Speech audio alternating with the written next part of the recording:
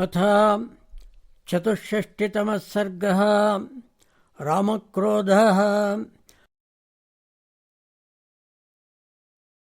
स दीनयो दीनया वाचा लक्ष्मणं वाक्यमब्रवीत्। शीघ्रं लक्ष्मण जानीहि गत्वा गोदावरीं नदीं। स दीनो दीनया वाचा लक्ष्मणं वाक्यमब्रवीत्। शीघ्रं लक्ष्मण जानीहि गत्वा गोदावरीं नदीम्। अपि गोदावरीं सीता पद्मान्यानयितुं गता। एवमुक्तस्तु रामेण लक्ष्मणः पुनरेव हि। नदीं गोदावरीं रम्यां जगामलघुविक्रमः। तां लक्ष्मणस्तीर्थवतीं विचित्वा राममब्रवीत्। नैनां पश्यामि तीर्थेषु क्रोशतो न शृणोति मे। कन्नु सा देशमापन्ना वैदेही क्लेशनाशिनी। न हि तं वेद्मि वै राम यत्र सा तनुमध्यमा। लक्ष्मणस्य वचः श्रुत्वा दीनः सन्तापमोहितः। रामः समभिचक्राम स्वयं गोदावरीं नदीं। स तामुपस्थितो रामः क्व सीतेत्येवमब्रवीत्। भूतानि राक्षसेन्द्रेण वधार्केण कृतामपि न तां शशंसो रामाय तथा गोदावरी नदी। ततः प्रचोदिता भूतैः शंसास्मै तां प्रियामिति। न च साभ्यवदत् सीतां पृष्टा रामेण शोचताम्। रावणस्य च तद्रूपं कर्माणि च दुरात्मनः। ध्यात्वा भयात्तु वैदेहीं सा नदी न शशंसताम्। निराशस्तु तया नद्या सीताया दर्शने कृतः। उवाच रामः सौमित्रीं सीता दर्शनकर्षितः। एषा गोदावरी सौम्या किञ्चिन्न प्रतिभाषते। किन्तु लक्ष्मण वक्ष्यामि समेत्य जनकं वचः। मातरं चैव वैदेह्यां विना तामहमप्रियम्। या मे राज्यविहीनस्य वने वन्येन जीवतः। सर्वं व्यपानयत् शोकं वैदेही क्वनु सा गता। ज्ञातिपक्षविहीनस्य राजपुत्रीमपश्यतः। मन्ये दीर्घा भविष्यन्ते रात्रयो मम जाग्रतः।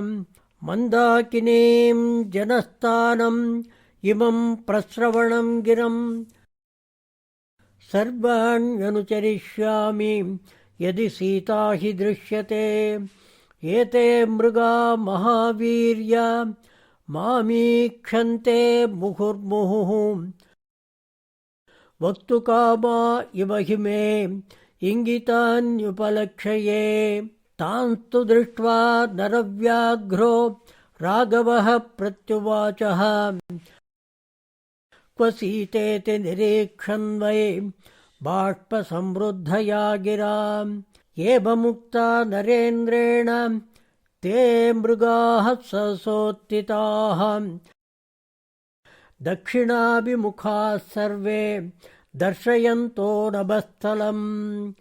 मैथिली ह्रियमाणा सा दिशं याम् अन्वपद्यत। तेन मार्गेण धावन्तो निरीक्षन्ते नराधिपम्। येन मार्गं च भूमिं च निरीक्षन्ते स्म ते मृगाः। पुनश्च मार्गमिच्छन्तो लक्ष्मणेनोपलक्षिताः। तेषां वचनसर्वस्वं लक्षयामास चेङ्गितम्। उवाच लक्ष्मणो ज्येष्ठं धीमान् भ्रातरमार्तवत्। क्व सीतेति त्वया पृष्टा यथेमे सहसोत्थिताः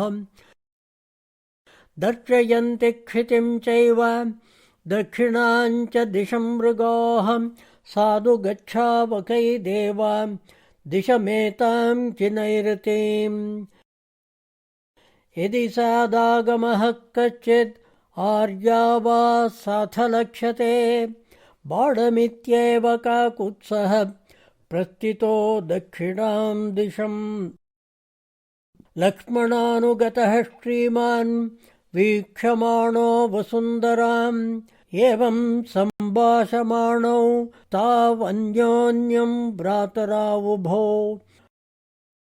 वसुन्धरायां पतितं पुष्पमार्गमपश्यतां तां पुष्पवृष्टिं पतितां दृष्ट्वा रामो महीतले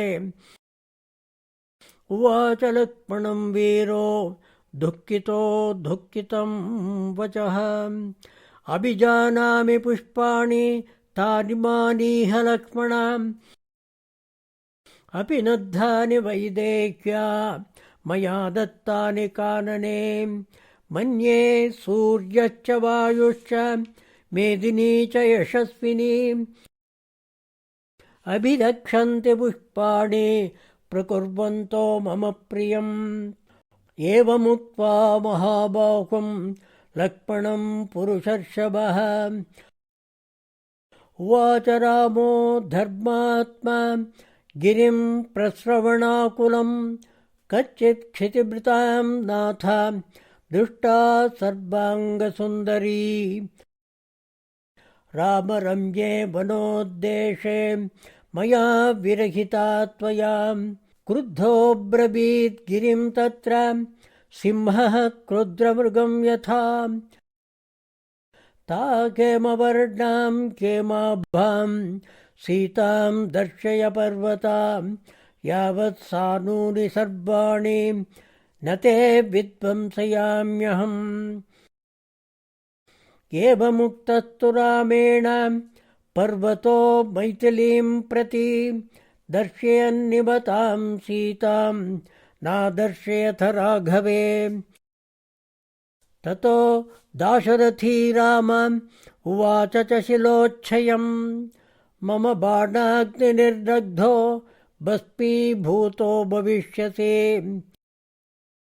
असेव्यः सर्वतश्चैव निस्तृणध्रुवपल्लवः इमां वा सरितं चाद्य शोषयिष्यामि लक्ष्मणाम् यदि नाख्याति मे सीताम् अद्य चन्द्रनिभाननाम् एवं सरुषितो रामो दिदक्षन्निव चक्षुषा ददर्श भूमौ निष्क्रान्तं राक्षसस्य पदं महत् त्रस्ताया रामकाङ्क्षिण्याः प्रधावन्त्या इतस्ततः राक्षसेनानुवृत्तायां मैथिल्याश्चापदान्यथा ससमीक्ष्य परिक्रान्तं सीताया राक्षसस्य च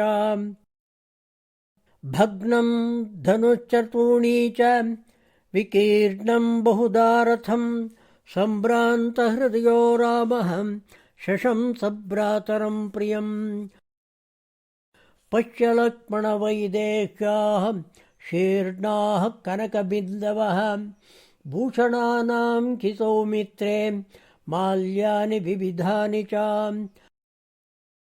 तप्तबिन्दुनिकाशैश्च चित्रैः क्षतजबिन्दुभिः आवृतं पश्य सौमित्रे सर्वतो धरणीतलम् मन्ये लक्ष्मणवैदेही राक्षसैः कामरूपिभिः भित्वा विभक्ता वा भक्षिता वा भविष्यति तस्या निमित्तं वैदेह्या द्वयोर्विवदमानयोः बभूव युद्धं सौमित्रे घोरं राक्षस्योरिव मुक्ता मणिचितं छेदं तपनीय विभूषितं धरण्यां पतितं सौम्यां कस्य भग्नं महद्दनुः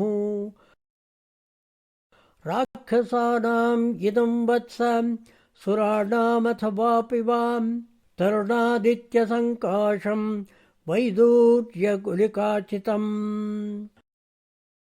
विशीर्णं पतितं भूमौ कवचं कस्य काञ्चनं छत्रं शतशलाकं च दिव्यमालोपशोभितम् भग्नदण्डमिदं कस्य भूमौ सम्यक् निपातितं काञ्चनोरच्छादनिश्चेमे पिशाचवदनाः कराः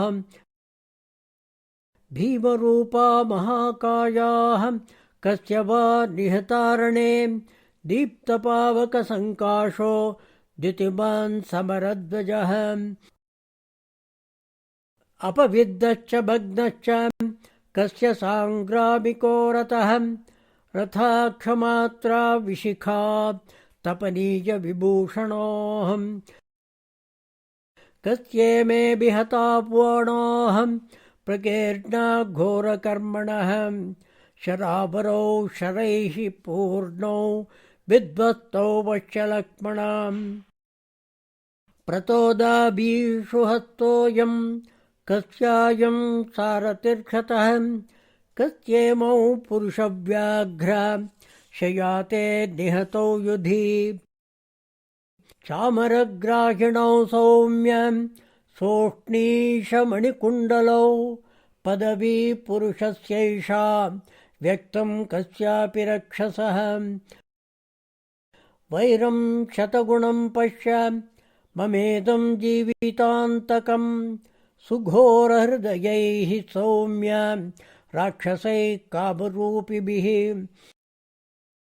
हृता मृता वा सीता सा भक्षिता वा तपस्विनी न धर्मस्त्रायते सीतां ह्रियमाणां महावने भक्षितायां हि वैदेह्यां हृतायामपि लक्ष्मणां के हि लोके प्रियं कर्तुं शक्ताः सौम्यममेश्वराः कर्तारमपि लोकानां शूरं करुणवेदिनम् अज्ञानादवमन्येरन् सर्वभूतानि लक्ष्मणाम् मृदं लोकहिते युक्तं दान्तं करुणवेदिनं निर्वीर्य इति मन्यन्ते नूनं मां त्रिदिशेश्वराः मां प्राप्य हि गुणो दोषः संवृत्तः पश्य लक्ष्मणाम् अद्यैव सर्वभूतानां रक्षसा बभवाय च संवृत्यैव शशिज्योत्स्नां महान् सूर्यैवोदितः संहृत्यैव गुणान् सर्वान् मम तेजः प्रकाशये नैव यक्षा न गन्धर्वा न पिशाचा न राक्षसाः किन्नरा वा मनुष्या वा सुखं प्राप्स्यन्ति लक्ष्मणाम् ममास्त्रबाणसम्पूर्णम् आकाशं पश्य लक्ष्मणाम् निस्सम्पातं करिष्यामि हद्यत्रैलोक्यचारिणाम् सन्निरुद्धग्रहगणम् आभारितनिशाकरम् विप्रहृष्टानलमरुद् भास्करद्युतिसंवृतम् विनिर्मथितशैलाग्रम् शुष्यमाणजलाशयम् दस्तद्रुमलतागुल्मम् विप्रणाशितगागरम् त्रैलोक्यं तो करिष्यामि संयुक्तं कालधर्मणा न तां कुशलिनीं सीतां प्रदास्यन्ति यदीश्वराः अस्मिन् मुहूर्ते सौमित्रे मम द्रक्ष्यन्ति विक्रमम् नाकाशमुत्पतिष्यन्ते सर्वभूतानि लक्ष्मणा मम चापगुणोन्मुक्तै बाणजालैर्निरन्तरम् अर्दितं मम नाराचे दस्तभ्रान्तमृगद्विजम् समाकुलममर्यादम् जगत्पश्चाद्य लक्ष्मणाम् आकर्णपूर्णैरिषुभिः जीवलोकम् दुरासदैः करिष्ये मैथिलीहेतोः अपि शाचामराक्षसम् मम रोषप्रयुक्तानाम् सायकानाम् बलम् सुराः द्रक्ष्यन्त्यद्य विमुक्तानाम् अमर्षाद्दूरगामिनाम् नैव देवा न दैतेया न पिशाचा न राक्षसाः भविष्यन्ति मम क्रोधात् त्रैलोक्ये विप्रनाशिते देवदानवयक्षाणाम् लोका ये रक्षसामपि बहुधा निपतिष्यन्ति बाणोगैः शकलीवृताः निर्मर्यादानिमान् लोकान् करिष्याम्यद्य सायकैः हृतां मृतां वा सौमित्रे न दास्यन्ति ममेश्वराः तथा रूपां हि वैदेहीं न दास्यन्ति यदि प्रियाम् नाशयामि जगत्सर्वं त्रैलोक्यं सचराचरम् यावद्दर्शनमस्या वै तापयामि च सायकैः इत्युक्त्वा रोषतां राक्षः स्फुरमाणोष्ठसम्पुटः वल्कलाजिनमाबध्य जटाभारमबन्धयत् तस्य क्रुद्धस्य रामस्य तथा भूतस्य धीमतः त्रिपुरं जग्नुषः पूर्वं रुद्रस्येव बभौ तनुः लक्ष्मणादतचादाय रामो निष्पीड्य कार्मुकम् शरमादाय सन्दीप्तं घोरम् आशीविशोपमम् सन्ददे धनुषी श्रीमान् रामः परपुरञ्जयः युगान्ताग्निरिवक्रुद्ध इदं वचनमब्रवीत् यथा जरा यथा मृत्यो यथा कालो यथा विधिः नित्यं न प्रतिहन्यन्ते सर्वभूतेषु लक्ष्मणा तथाहं क्रोधसंयुक्तो न निवार्योऽस्म्यसंशयम् पुरेव मे चारुदतीमनिन्दितां दिशन्ति सीतां यदि नाद्य मैथिलीं सदेव गन्धर्वमनुष्यपन्नगं जगत्शैलं परिवर्तयाम्यहम् पुरेव मे चारुदतीमनिन्दितां दिशन्ति सीतां यदि नाद्य मैथिलीं सदेव गन्धर्वमनुष्यपन्नगं जगत्शैलं परिवर्तयाम्यहम् यथा जरा यथा मृत्यो यथा कालो यथा विधिः नित्यं न प्रतिहन्यन्ते सर्वभूतेषु लक्ष्मणा तथाहं क्रोधसंयुक्तो न निवार्योऽस्म्यसंशयम्